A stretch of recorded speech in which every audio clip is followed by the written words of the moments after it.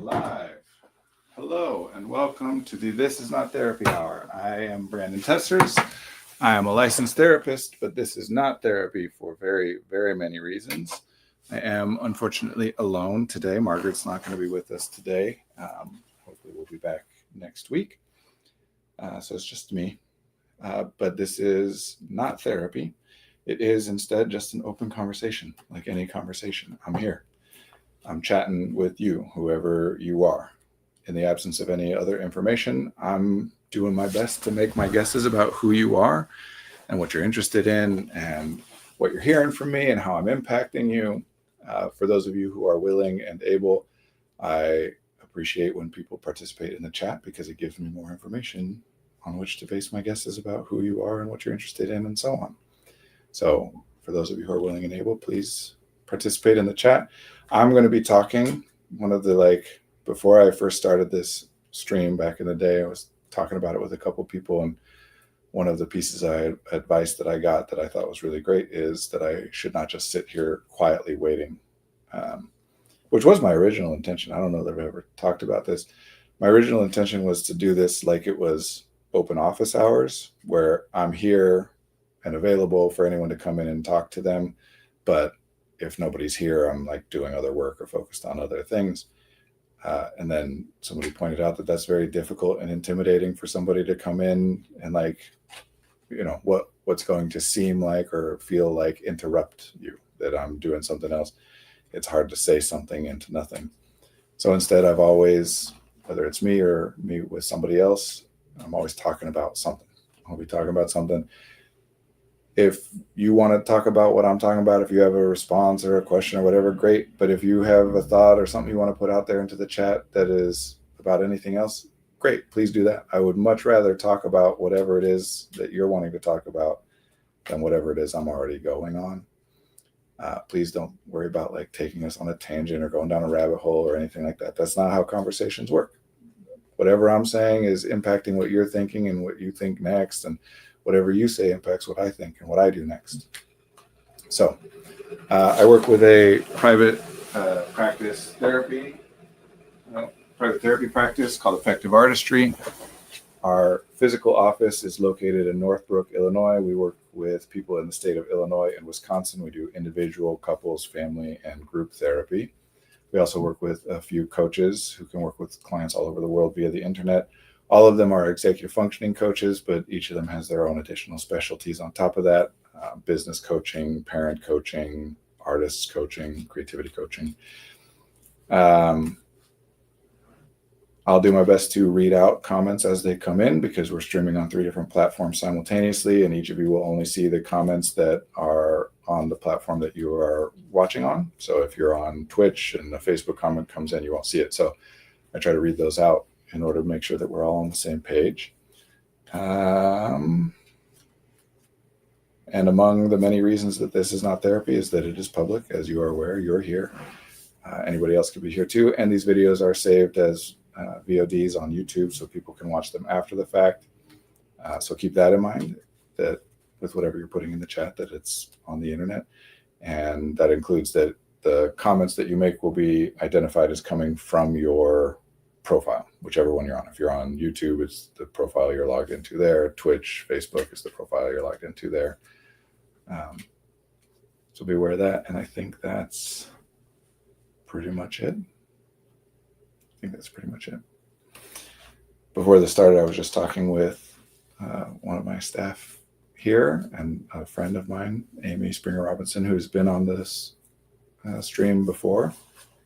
I think just once. I could be misremembering. And we were talking about football, but in the way that I always do, we're not talking about just football, but about narratives and theories about what things shape what narratives and what ways and whatever. Welcome, Bast Insider. Welcome, Coach Fritz. So that's like what's on my mind in this moment. I'm a Bears fan. I didn't grow up. Hi, Coach.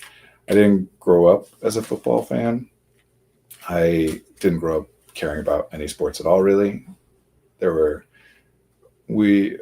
the age of 3 or 4 until 9, I lived in Utah. And then again from the age of 12 until I went to my undergrad at University of Utah. So until I finished undergrad, I was in Utah as well. So there were a couple, like, when the Bulls and the Jazz played each other in the finals a few years in a row, we'd watch those games, but I never like watched regular season games of any sport. And it wasn't until I met my wife, who is from the Chicagoland area and who had recently become a Bears fan herself because of a friend, that our first date was at a bar during a Bears and Packers game. And to get a sense of like what I thought about these things at the time is that she and I were going back and forth trying to find a time to get together. We wanted to go out and we both had like busy things coming up and trips and things. And so it was a little bit hard to find a time. And the only time we had within the next like week was on a Monday. And so I said, oh, okay, well, we'll go out on Monday. Or she said, like, we could do Monday, but that's the Bears-Packers game. And I just legitimately thought it was a joke. I thought she was like, but we can't because it's the Bears-Packers game. And so I was like, haha. And she's like, no, it's for real. Like, I got to watch the Bears-Packers game. So our first date was at a bar during that game. And that was a very fun experience. It was my first time ever, like, watching a sporting event in a public location where everybody was rooting for one of the teams. And, in this case, pretty much everybody was rooting for the same team. I'm sure there were some people there rooting for the Packers, but it was a bar in Chicago. And that was a really cool experience, like that communal experience of being there with a bunch of people and like everybody cheering or groaning at the same time. And I mean, mostly I was focused on the date. I couldn't tell you much about the game itself, but it was cool. And then that started, I would watch games with her, and it took a couple years, but over time, eventually, I'm not a person that generally gets into things halfway. Like if I become interested in a thing, I tend to like learn a lot about it, pay a lot of attention to it. And I eventually, a couple years later, became a big football fan. Like for a while there, I was, the kind of guy that was doing mock fantasy football drafts over the summer to like prepare for fantasy football leagues and stuff. And these days I don't do all that, but I still do watch the Bears games pretty much every time, and I'm a fan. So we were talking about that and narratives, and part of the reason that I love football, specifically the NFL, is because I'm fascinated by narratives and narrative construction. Hi, Coach. Hi, Best. Don't forget your first Super Bowl life-size on that huge screen. I don't remember which one specifically you're referring to, but I do remember that we would usually watch the Super Bowl growing up, or at least I remember multiple instances of watching the Super Bowl growing up, even though I'd never had like a rooting interest. When I was young, I did have, like, if you had asked me what was my favorite football team or baseball team or whatever, I would always have an answer. But that's kind of in the same way that when someone asks you what your favorite color is, it's like, it's a question that you're going to get asked enough that you need to have an answer to it. So I would have said that the 49ers was my favorite football team, and that I think the Spurs was who I would say was my favorite basketball team.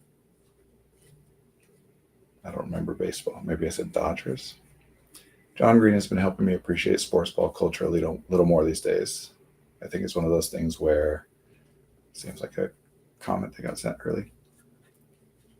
Basement in Ohio, I'm sad that it didn't have the impact that I was hoping for. Well, I do remember having that big screen in the basement for a while in Ohio. I don't remember watching the Super Bowl on it, but I do remember watching the Super Bowl more than once. I think it's one of those things where I would be more understanding of it if it weren't everywhere. So when I was in college, I went to the University of Utah, like I mentioned, for my undergraduate. And while I was there, University of Utah was like that's not a school that is historically like a football powerhouse or thought about or talked about in any kind of a national way. But for the window that I was going there, it was, one of the, like, they went undefeated the year before I started there, I believe, or maybe my first year there. So it was big while I was there.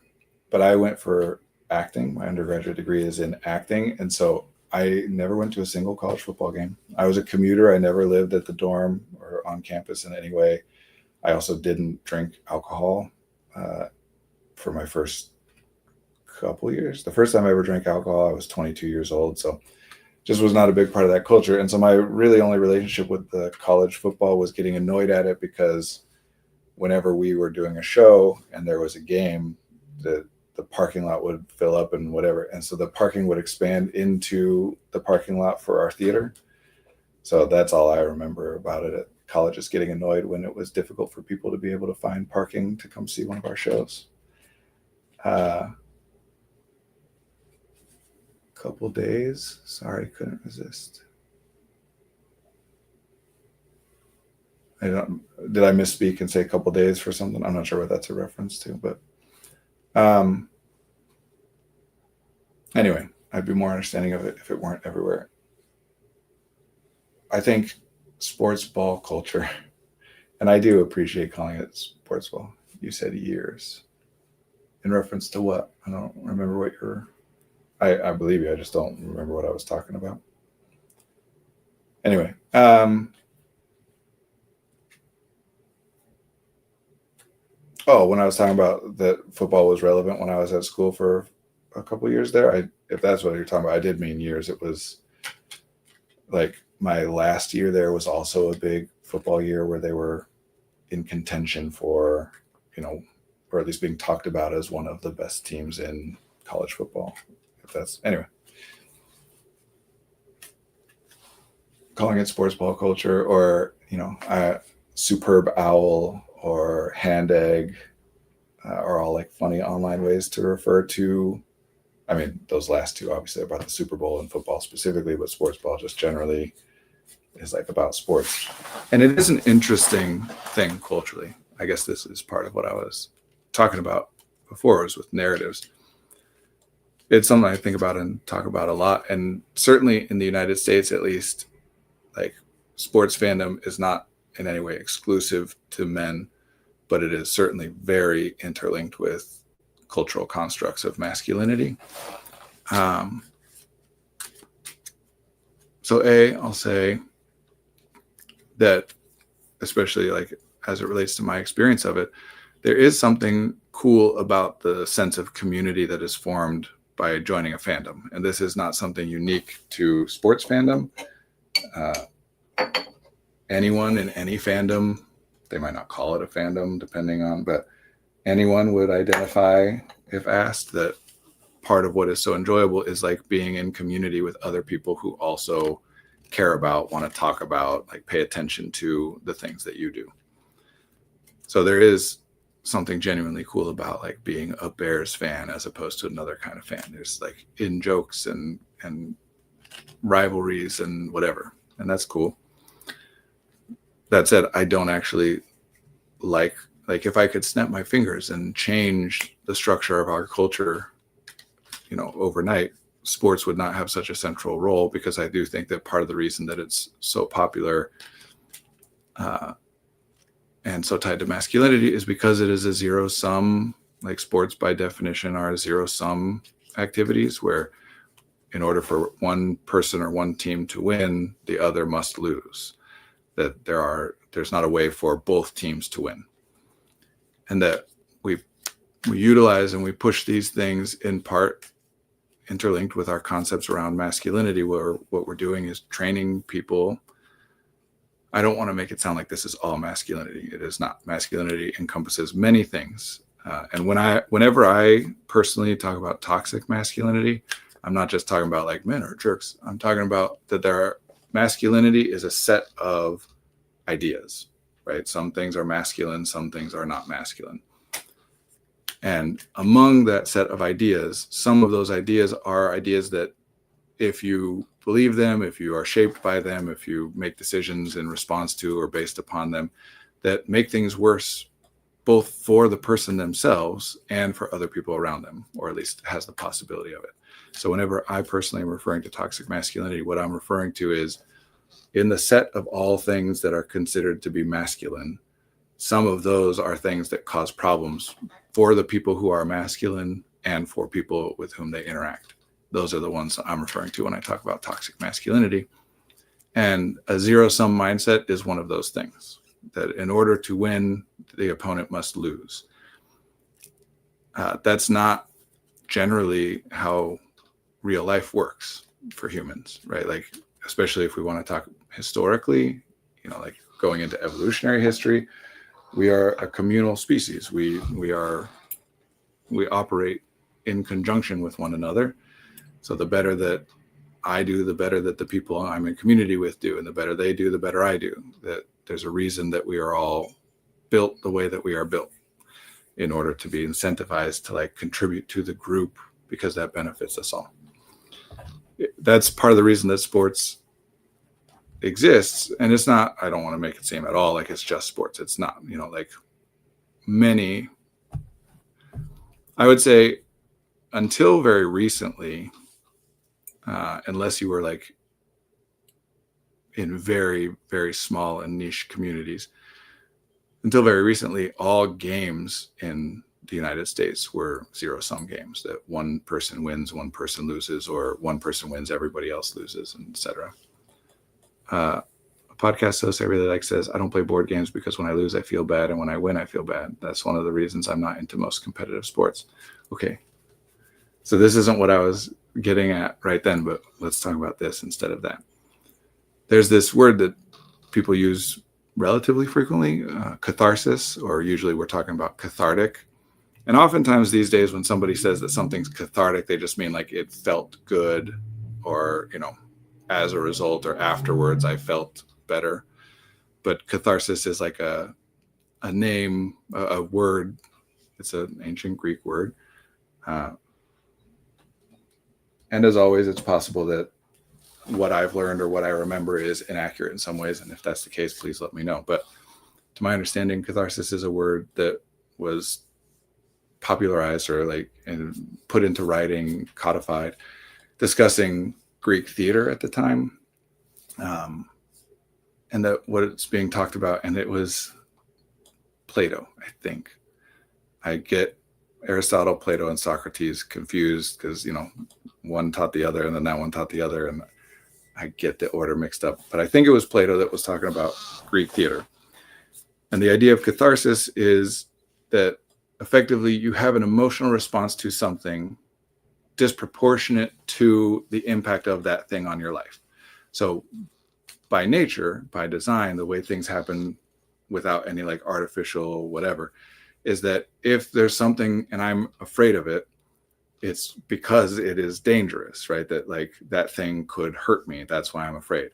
Or if I am sad because of something, it's because my life is worse now than it was before. Whatever the thing is that I'm sad about is something that had an impact on my life and I'm worse off than I was. Same with if I'm excited or happy or whatever, that our emotions in theory correlate directly to like the impact that the thing we're having emotions about has on us and our lives.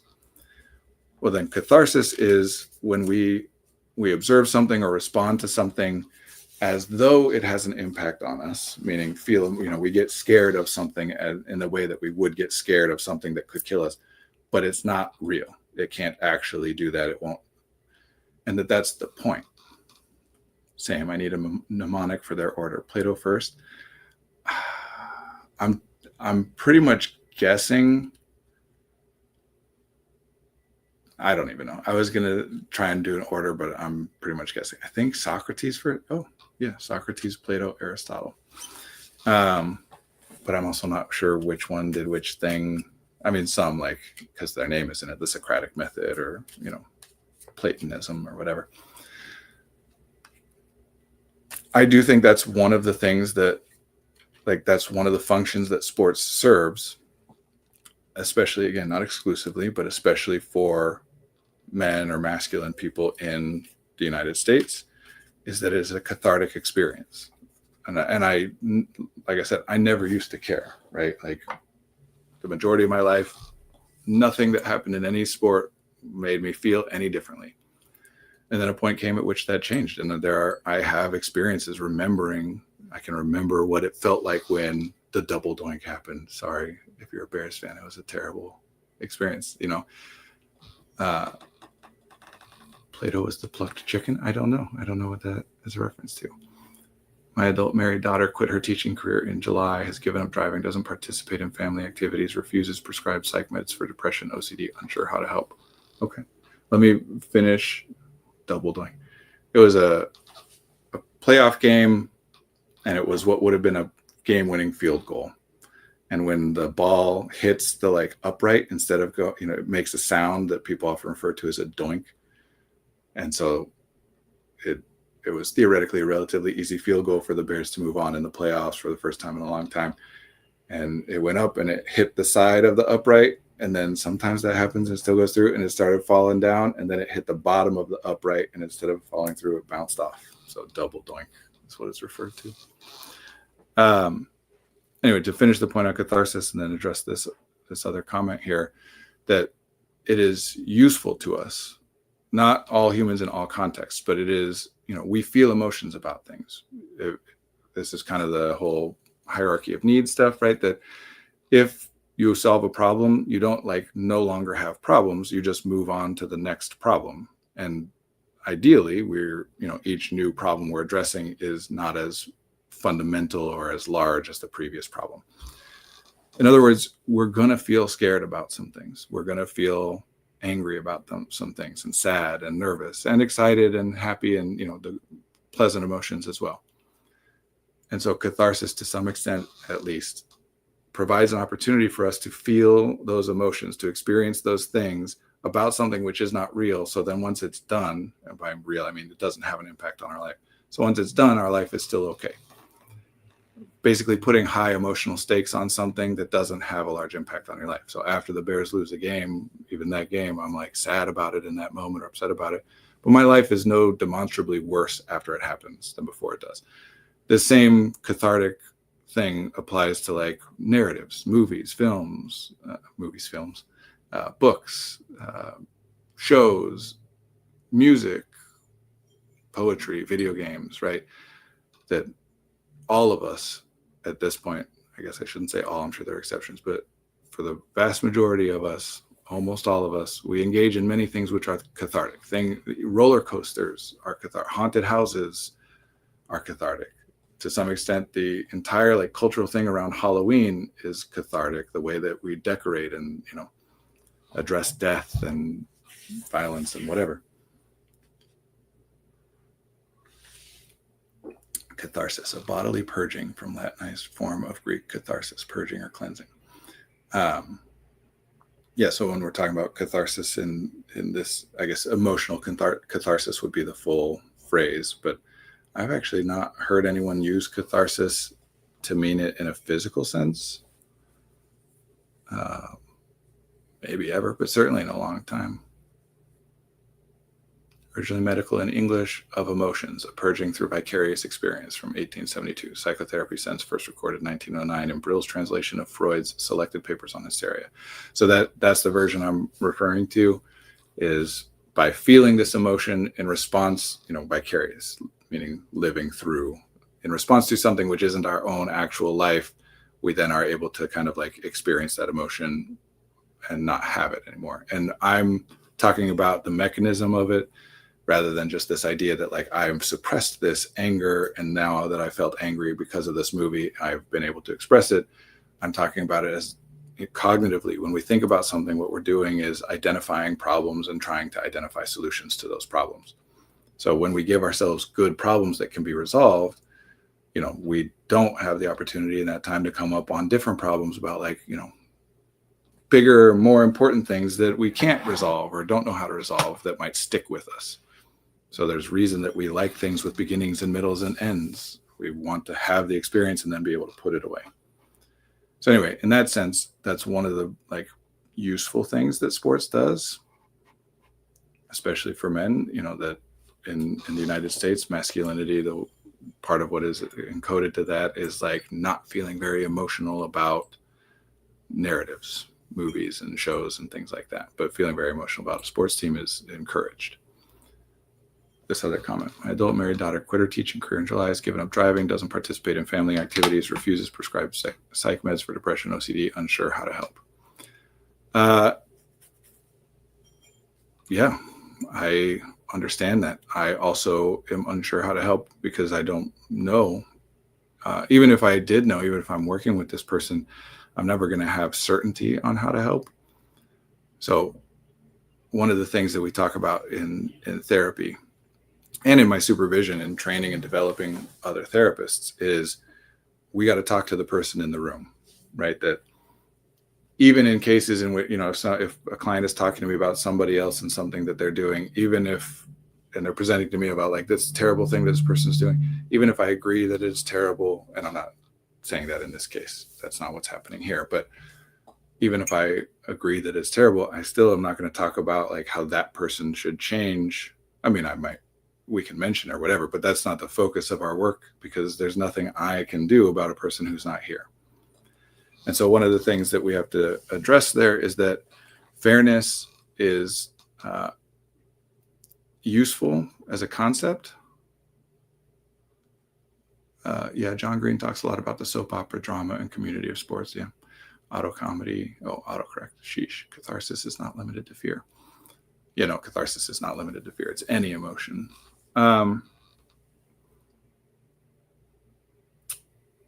Fairness is an important, I think, concept and very useful.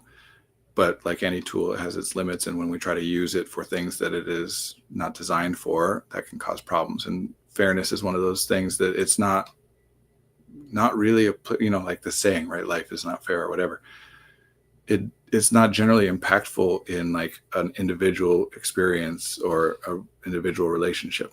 It's very important. The larger scale you get, the more important it is to consider fairness in how you're designing and setting things up. But any two individual people, like things are going to be different between one and the other. And that's sometimes good. Sometimes both people like it. Sometimes one does and one doesn't. Sometimes neither do. And so what we're talking about is, I'm bringing it up now because it is often not fair that like I'm struggling because of something that somebody else is doing. And yet I'm the one that's here, and I'm the one that if there's any changes that are going to be made, where we can make any changes. So oftentimes I'm talking about that with people of like, hey, I don't think it's fair that you're in a position where if you want your relationship with your parents to improve, you're the one who's going to have to make some changes. I would prefer, that the person with more responsibility is the one who does that thing, or that your boss, or that your partner, or, that you wouldn't be in this position in the first place. And the options are to either wait and hope that that person makes some changes that make things better, or to do what you can to try and make changes on your end to make things better, fair or not. Now, I'm saying all this not because I think it is directly applicable to what you're talking about, but as a way of explaining that neither I nor you nor anybody here can speak to what's happening with your daughter, and that's the problem that you're having here, is that you want to help, which great and understandable, and you don't know what to do to help, which also very understandable. And for any person, when there's something that you really want to be true, this is how I want things to be. I want her to be doing better. I want to know how to help her. And that's different than how things are. The more that that's true, the worse we feel. So you're struggling here, and you're the one here that I can talk to. And I'm not going to, partly because this is a public format and I don't want to elicit this kind of information. But in theory, I could ask a bunch of questions about your daughter and what she's experienced and what's going on, and help come up with theories or ideas about what to maybe try. And I am going to do my best to come up with theories about what to maybe try, but not by doing it that way.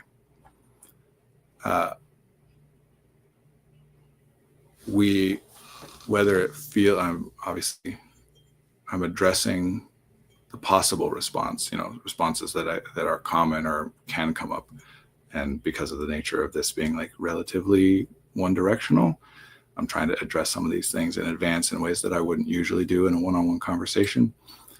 But even though obviously the experience that you're having, the problem that you have here about wanting to help and not knowing how, wanting your daughter's experience to be better than it seems to be to you, is a result of things that she's experiencing. You're observing her experience these things, obviously undesirable things. And so, of course, we're all incentivized to want to like then think about what's going on with her and how to change what's going on with her. That is what you're trying to do. And that's what I want to support you in, is trying to do things that you have some reason to believe might help things to be different in ways for her that are better. Trying to help her. And I am aware that it might sound like overly specific or even pedantic that I'm trying to clarify these like nuanced little details. But this stuff is big, because otherwise you're going to end up feeling helpless and hopeless, as you likely are now. I'm not attempting to speak for you, but something that could be addressed here. How can I find less sadness and fear for her while still being a caring parent? Sure.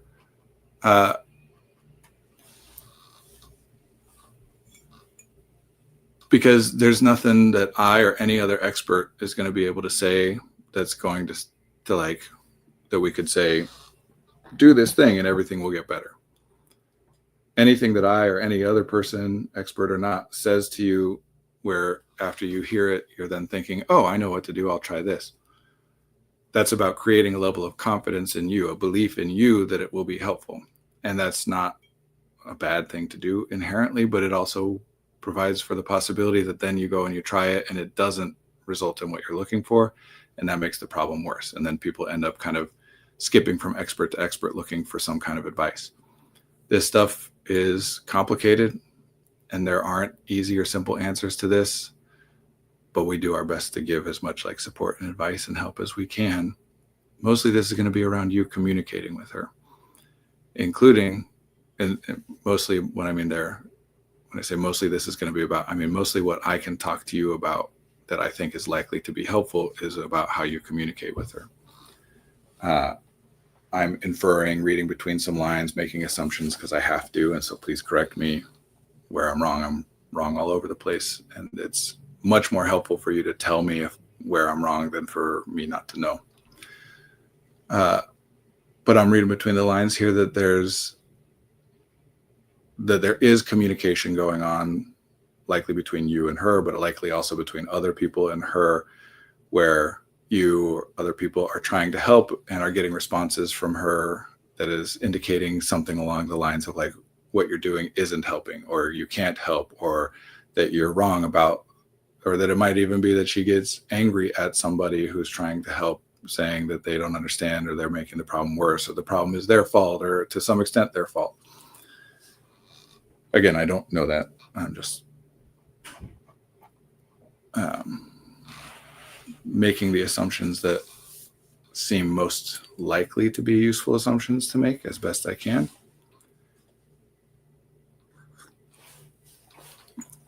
One of the things that can be really hard in dynamics, when we're in relationship with someone, when we care about someone and we see them suffering, even if they don't view it as suffering, it's just we think that what they're experiencing is bad or will result in bad things for them. That's difficult. If they also agree that it is suffering, that's much more difficult, right? Like that's inherent to the idea of caring about someone, is that when they're not doing well or when they're going through pain, or that I don't like that. That makes me feel worse than I would have felt. I want it to be better for them. And one of the hardest things is when people are telling us about how hard everything is, and we're observing things that seem, even if they weren't telling us, like it looks, our conclusion separately from that would still be this is very difficult and painful, and that they're communicating to us that there's nothing that can be done. Either that they don't know what can be done, or that whatever ideas they do have aren't actually possible, or sometimes even that like there is nothing even in theory. People will sometimes have a certainty that like there's nothing that can happen here. Or sometimes people settle in on like there is something that happened or that could happen, but that thing is not something that like we can with conscious effort make it happen more quickly, or whatever. It's just something that has to be survived and lived through. Of course, we want to try and figure out what we can do to make things better, faster, or at all. Unfortunately, sometimes that locks us into a dynamic then where we're now, without meaning to, that person somehow gets put into a position of like defending their suffering, if that makes sense. So I'm going to use an exaggerated example of this, which you are not doing, and I want to be very clear that this is not me trying to characterize what you're doing. It's just an exaggerated example so I can make the point. That if a person is severely depressed, for example, and someone who genuinely loves them and wants them to feel better tells them like, hey, you just got to buck up, like just decide, you just got to want to be happy. You just got to choose it, right? That saying something like that can help people. We wouldn't say it if it didn't have the possibility of helping people. If and when it doesn't help someone to say that to them, though, it does instead likely put them in a position where if they're like, okay, you're right, I just got to choose to be happy, and they then try to do that, they believe you, they agree with you, and it doesn't work, they're going to then feel worse. Either because they still think that that is something that both can and should happen, potentially that it is exclusively the only way to feel better is to choose it, and that their inability to feel better, even though they're trying to do that, is the sign of some deficiency that they have. And therefore they become more hopeless because that's the way to solve it. I tried it. It didn't work for me. So there's something about me that makes it so that this can't change or be any better because there's only one thing to do and I did it and it didn't work. Sometimes as a result of that, that instead gets rejected, right? As like, that's not a thing, that can't happen. And that usually happens after a process of I'm feeling worse about I'm trying to make that work and it doesn't, and I feel bad and I'm trying harder. And then eventually I get to a point where I'm like, no, this is BS. That's not real. That can't happen. So if that happens, then there's often an anger and a resentment that comes at anybody who either offered that suggestion in the first place or anybody who repeats it now. Once somebody has told me to just choose to be happy and I've tried that and it hasn't worked, and I'm like, you know what? I don't think that's real. I think there's more going on than just like me making it this way. Now anybody else who's like, just choose to be happy, I'm going to be like, no, you don't understand it. Because if not, if I'm like, oh, this is another person who is in good faith trying to help me, the risk there is that I go back to being like, so I guess that is the way to do it and I should try it again or give up because it didn't work and there's nothing I can do. I need it to be that there's a different response. Now, one of the important points I always try to help people with is that there are many different ways to describe something accurately. Accuracy doesn't really matter all that much. That we can call this a cell phone, we can call it a device, we can call it a rectangular object, yay big and whatever. Those are all accurate. And the accuracy of one way of describing something does not detract from the accuracy of any other way. This is not a zero-sum game where there's only one correct way to identify something. So what we care about is utility, not accuracy. And oftentimes in these dynamics, people get trapped because there is a cultural sense that in order for an idea to be useful, it has to be accurate. And if an idea is not useful, that means that it isn't accurate and that there's only one. Usually we talk about it as right. The right idea, the right answer. Why is X happening? We ask that question and we explore it under the idea that there is an answer, that we, at least in theory, could identify this is the thing that has made it so that this is happening. So we come up with an idea there, and if it's, well, I think it's because of this, that gives us an idea of something to try. We try it and it doesn't work, then we say, oh, that was wrong. And we try for a new thing. And as soon as we settle on something that, well, I think it might be this, and if it was that, then you would do X. We do X and it works. Okay, that was right. And then when somebody else, especially someone we care about, is struggling with things that are in some way similar to what we have struggled with, we reference that. Well, I know that the reason that it happens, the right answer of why this happens is because of this, and therefore the solution is this. And so we give the solution that worked for us, or that we believe is likely to work for people based on what we've heard from others or whatever. That's not bad. That's good. It's helpful to give even common and generic advice. Advice is common for a reason because it is often helpful. People don't repeat advice that they know is not helpful, right? So something worked for me or worked for people that I trust and told me that it's helpful. That's why I'm repeating it. It's what we do when that doesn't work. That's where we want to then make sure that what we do is not double down on, well, that's the way to help, or that's what needs to happen. Because if we do, both we and they will become more desperate. If the only solution is the one that we just tried and it didn't work, then what do we do? And what ends up happening for me, the person who's trying to help in this scenario, if I actually love you and I care about you, I am in good faith doing everything I can to help you. If I make the mistake of thinking that there is only one possible solution and that I know what it is, or that it's somebody knows what it is, and therefore I know because that person is, they know and they said it's this, and we try that and it doesn't work, then what happens is, most likely what happens next is I then start to, I want to be careful about my wording. I'm going to say blame the person who is suffering for the solution not working. And blame is a stronger word than I want to use there. We identify that if we think we know what this problem is happening, we know what will help solve it, and then we try to do that and it doesn't work. If we don't question this, what will help solve it, if we're like, no, that's definitely it, then the only other and we know what it is and why it's happening. The only other possibility is that it's not being implemented correctly.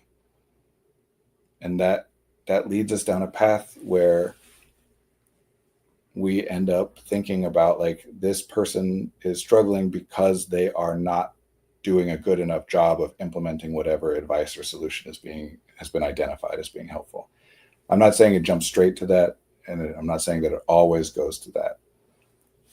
But sometimes there's an interim thing on the way to that, where at first we're starting to think that and we don't like that we're starting to think that. And so we go through this process of being like, I know it's not their fault. I know they're not like resistant or doing anything wrong or whatever, but also if they would just like try this thing, then it would work. It's important to know that a lot of the time, at least, that is in theory accurate, right? That it can be entirely true. A silly example, but my youngest son, all three of my sons are picky eaters, but my youngest in particular generally doesn't eat meat, doesn't like to eat meat of any kind. And he knows this about himself, at least partly because we've discussed it this way, but like he's 4, he just turned 4. And he has started forming an idea about himself that he is a person who doesn't like meat, which isn't, I'm not phrasing it that way as a way of saying that's not true. I'm saying that as children grow, as we get understandings, narratives, call it identity or whatever, but we get ideas about what things we like and don't like. And as we become more confident in our idea of what will work or what we'll like, we are less willing to experiment and try things because, like, I don't need to. The first time I try something, sure, all right, I don't know if I like it, but I tried it, I didn't like it. How many times do I have to try something before I can be like, I don't want to try that anymore. I've tried it and I don't like it. Anyway, so he doesn't like meat generally. He oftentimes, including, doesn't like chicken. Chicken is also the one meat that he sometimes really does like. Some versions of chicken he quite enjoys and some he doesn't. Yesterday, we're trying to get him to eat some chicken that we know that he likes. And he was insistent that he doesn't like chicken, full stop. And we're trying to explain, his brother's trying to help out and explain, like, no, this is one that you like. Why don't you give it a try? And to fast forward, eventually later on, we got him to try a bite. And as soon as he tried the bite, he was like, oh, yeah, this is delicious. Because, like, yeah. But that doesn't mean, even though in theory, in the interim, even though in theory, if he would just try a bite, he'll realize he likes it. That doesn't mean that solves the problem. Because in order for that to solve the problem, even if it theoretically would solve the problem, in order for it to actually solve the problem, it has to happen. And if we can't make it happen, then it's not a solution. And that's where things get the trickiest, because we've identified, like, if you would just X, I'm confident it would solve the problem. And then the new problem becomes, we just got to get you to X. Sometimes we have nothing better than that. Sometimes we do this other thing I'm about to talk about, and we come to the conclusion that we just got to come back to this. But one of my rules is ask once, then ask why. If you have an idea of what might be beneficial, you don't need to like think about and justify, why you want this thing or why you think it would be beneficial. Just say it, go for it. If it works, great. If it doesn't, then before you go for it a second time, then you take a step back and say, okay, what is it that why do I think this might work, or why is this important, or what, you think about it more. So ask once. If it doesn't work, then ask why. whether it's medication or anything else, whatever theory I come up with, and I am certain that you've come up with many theories and probably have tried many of them. Again, I'm making lots of assumptions, and please correct me where I'm wrong. I know that I'm wrong all over the place. Even if it is true that that would help, if we can't get them to do it, it doesn't actually help. And rather than focus in then on like, okay, how do we make sure they do it? We want to take a step back and say, is there anything else I can come up with that might help? Because if we can come up with other ideas that might help, and those ideas are easier to implement, then let's try that stuff first. Try the easiest stuff to try first. It makes sense to start with the stuff that we think is most likely to help in theory. But again, if we can't actually get it to happen, then it can't help even if it helps in theory. So what we actually want to be aiming for is the stuff that is most likely to be implemented. And if it helps even a little bit, great. And if it doesn't, then we move on and try another thing, which is also a great process because it's helping us to narrow in and learn about what things might be going on, but also because it reinforces this whole thing, this whole process altogether, that all of this is not a matter of like, here's the problem. We can analyze and identify why it's happening and what should be done about it, implement that intervention and things work. Instead, it's here's what's happening. We do our analysis to come up with some ideas of what might be happening and what's we're trying. We try that stuff. It might work, it might not. If it doesn't, we try to come up with new stuff instead of locking in on that that's all that it is. So in this case with your daughter, and again, I don't know pretty much anything about what you've already done. I'm sure you've already done many of the things I'm saying, and I'm sure many of the things I'm saying are not like applicable to this particular specific instance. But as a general thing, when I'm talking with someone or when I myself am in that position of like, I can see someone suffering and I want it to be better for them and I don't know what to do, I'm always going to default to talk to them and find out what they think. I'm positive that that's already happened. I'm not saying that it's a one-time, like that it's only worth doing if you haven't done it before. If what they're saying about the problem doesn't make sense to us, or if what they're saying about the possibilities that exist to solve the problem doesn't make sense to us, or if we disagree with those things, great. It doesn't mean they're right and you're wrong. Log those things away. You can ask your questions. Wait, that's confusing to me, or like, but I thought this, or isn't it about that? But you don't want to get into a position where you're trying to advance a position, right? Where you've identified like, I think that you're wrong about this, or I think this is what would help, and you're saying it won't, or it's not worth trying, or whatever.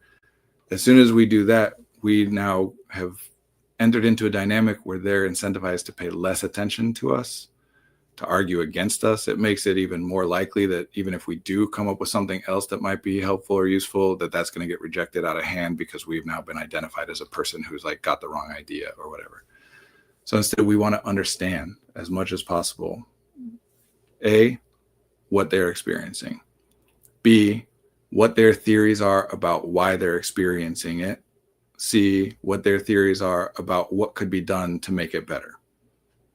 I want to know as much as possible from that person about those things. It is often the case, because this is a response that I'll get sometimes when I'm talking about this, is that people will say like, yeah, but what if they're contradicting themselves? Or what if they say nothing can help or whatever? Yeah, that happens a lot. In which case, we're still just trying to figure it out. We don't need to be the person that points that out. We can. That's not a bad thing, but we don't need to be like trying to convince them of that. We can help them to recognize it. Meaning, if something doesn't make sense to me, I'm going to assume that I just don't understand it. And I'm going to ask more questions and try and get more information from you until I do understand it. Eventually, one of three things is going to happen.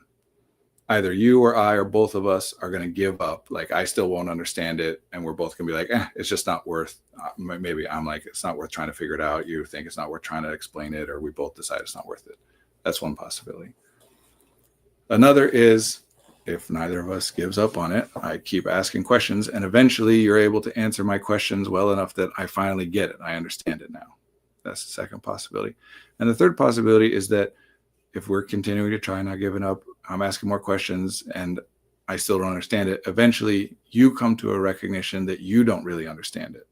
That at a certain point, I'm asking questions that in trying to answer those, you're like, I guess I don't really know. I hadn't really thought about that.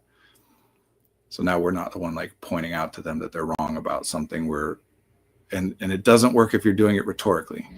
If you're doing this because you're like, no, they're wrong, and I'm going to force them to recognize that they're wrong by asking questions, it's just a different form of arguing, and it's going to get responded to the same way. It has to be genuinely approaching it from like, obviously there's something I don't understand and I want to understand it. I assume and believe that it is happening for reasons that I don't understand. One thing that can help with that is to know that it does make sense. Everything that every living organism does makes sense, even in the cases in which it like is a mistake, right? That a person's doing something in order to help with X, but the thing they're doing doesn't actually help with that as far as we can tell, or even makes it worse. That doesn't mean that the attempt itself or the belief that the attempt would be helpful doesn't make sense. It does. So in that third scenario where like eventually they realize they also don't understand it, that still doesn't mean that it doesn't make sense. It does. It just means that neither of us can identify it. And at least now we're together in this on like, oh, okay, so we both have identified some things that like, I don't get this. And now we can try and figure some stuff out together instead of me coming from a position of being like an authority or knowing better about this. Even if I don't think that, they're likely to think that. And the more that they're struggling, the more likely they are to interpret things that way.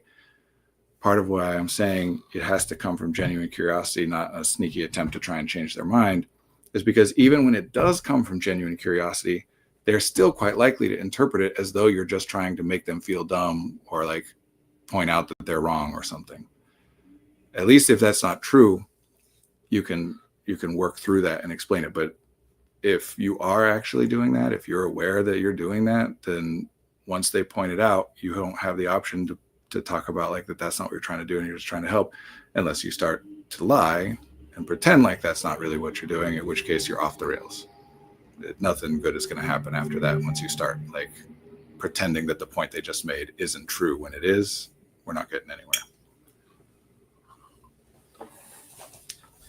Now, this has the side effect of no matter what else your daughter is struggling with, and no matter why she is struggling, I can pretty much 100% guarantee that things will be better for her if she has somebody else. The more people she has to talk to and connect with about this, and whether it's true of your intentions or not. Let me take it off this specifics, because I don't know enough and I don't want to like say something that isn't accurate in this case and like get you or anybody focused on like my misunderstanding or inaccurate idea. If I am struggling with anything emotionally, the more people I have with whom I am communicating about that thing, or just communicating in general, in a way that is pleasant and enjoyable to me, as opposed to like, because the more I'm communicating with someone else and feel like I'm under attack or in an argument and have to justify or defend things, like likely the worst things are going to get. The more I'm interacting with somebody, communicating with somebody in a way that feels like we're together and they support me, and like, again, it doesn't matter if you actually are trying to support me or not, with the part we're talking about right now. What matters is if I perceive it as though that is the case. All of us, when we're in a social context in which we're like, I got to be careful about what I say because this person is judging me, or, there could be negative consequences. That's exhausting. And all of us, when we're in a context in which we just say whatever comes into our mind, like that's energizing. Everyone is sometimes an introvert and sometimes an extrovert, to put it that way. So if nothing else, even if you don't come up with any ideas about like, let's try this, let's try that, then the one thing I can pretty much guarantee will help is for her to be able to talk to you about it, and for you to be able to join with her in this in a way that makes it so that she's not hesitant or worried. Now, one of the most difficult versions of that to address, and this is where I started, or this is why I started where I started with this. If you are telling me about struggles that you have, and I feel sad because I love you and I don't want you to be in pain, that makes it, if you also love me and don't want me to be in pain or to be sad, that makes it harder for you to tell me more about this stuff, because you don't want me to be sad. And when you told me about this thing, it made me sad. Now, that doesn't mean I should never get sad. And it certainly doesn't mean that if I get sad, I should hide it from you. Don't try to hide any of this stuff, especially if you're trying to connect with people. You got a model. I'm going to be open. You want them to be open. It's hard enough as it is. It's pretty much impossible once you start modeling that, like, oh, I'm not being open in this conversation either. Yeah, you're in pain, and I don't like that. And that makes me sad. And I'd be a lot more sad if I didn't know about it than if I did. It's hard to get somebody to understand that, but that's what's true.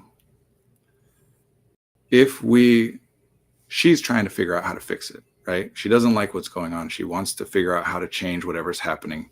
It is entirely possible that some of the things she's doing are attempts to make things better. It's possible that some of those things actually have made things better than they otherwise would be. Even some of them that from the outside to us is like, I think that made it worse. It could have been making it better.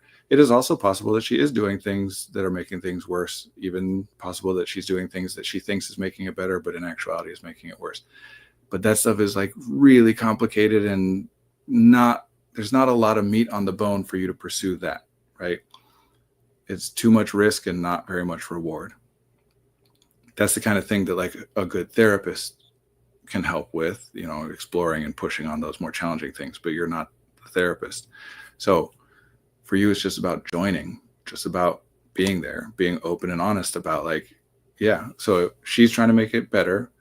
You want to help her. And part of what that results in is you also trying to figure out how to make it better. She's trying to make it better. You're trying to figure out how to make it better. Your sense of, I don't know how to help, is a reflection of her sense of, I don't know how to help. Joining together in that, yeah, we're sad about this. We both want it to be different, and we both don't know what to do to help, is infinitely better than trying to figure out how to solve it and then bringing that to her. If nothing else, just being together in this sucks and neither of us knows what to do about it, that will make it better. That won't fix every problem, but it will be better than it was before. Especially when we're talking about, I mean, I'm a parent, I get it. And it is our job to some extent to solve their problems. Now, the older they get, the less that is our job. But that doesn't make it easy for us to just suddenly, all of a sudden, like the transition from teen to adult, especially the whole like high school, college, like it's pretty muddy. I mean, I know officially, legally, people become adults at 18, but that's a legal thing, not a biological one. And even if it was biological as well, like adult is, I mean, the biological definition of adult is once an organism's able to procreate. So by that definition, people become adults after puberty. That's not what we're talking about. And it doesn't magically shift that like, well, they're 19 now, I have no concerns about them. They know everything they need to know, whatever. Like, no, these are ongoing relationships and they're important ones. Having parent-child relationships go bad or fall apart is obviously a thing that happens. And there are some parent-child relationships where either person, but especially oftentimes we're talking about the child, would be better off having no relationship than the relationship that they have. That is true and really unfortunate. And we don't want that to be the case. Personally, I think it's relatively rare, but that's hard to say, and who knows, and it doesn't matter. Either way, we don't want that to be the case. So more important than anything else is to make the relationship as good as it can be. Even if that requires that we are feeling uncertain and sad because they're struggling and we don't know how to fix it. I'd rather be in that position than to have them be off struggling and I don't know about it. So I'm not sad and uncertain because I don't know about it, but they're still struggling and they're worse off than if I did know about it. The number one priority for you is to make the relationship be as strong as possible. Everything else gets sacrificed.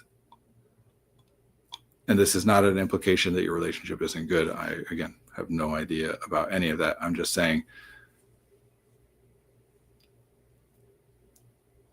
what I want for my kids as they grow up and they become adults and whatever is that when they struggle and they don't know what to do, they tell me, call me, we likely won't live together, which is, by the way, there's some cool stuff about it, But that's weird for humanity as a species. It's not how we are designed to like go physically, geographically off and be physically separate from our parents and siblings. There are a lot of advantages to that, but it's not how we're designed. So it's part of what makes all this so tricky. Anyway, I want it to be that I don't care if they're 60 years old. If something comes up and they don't know what to do and they're uncertain, I want to be, if not the first, one of the first people for them to call and talk to about the problem. Now, I don't know that that'll always be the case, but I want it to be that. And if that means that there's some specific problem where I think I might know how to solve it, but my attempt to solve it is making it less likely that they're going to talk to me about it, unless that's like they're about to die, more important to make it so that this relationship is good and that they want to talk to me about stuff than it is to try and solve this problem now. This is not a sprint, it's a marathon. And what matters is that we're together as we go forward. Opportunities will come up, things will change, even concepts and ideas, people's minds will change. We don't have to force it. And that does require some work on us being able to tolerate observing them in pain without trying to make it better faster.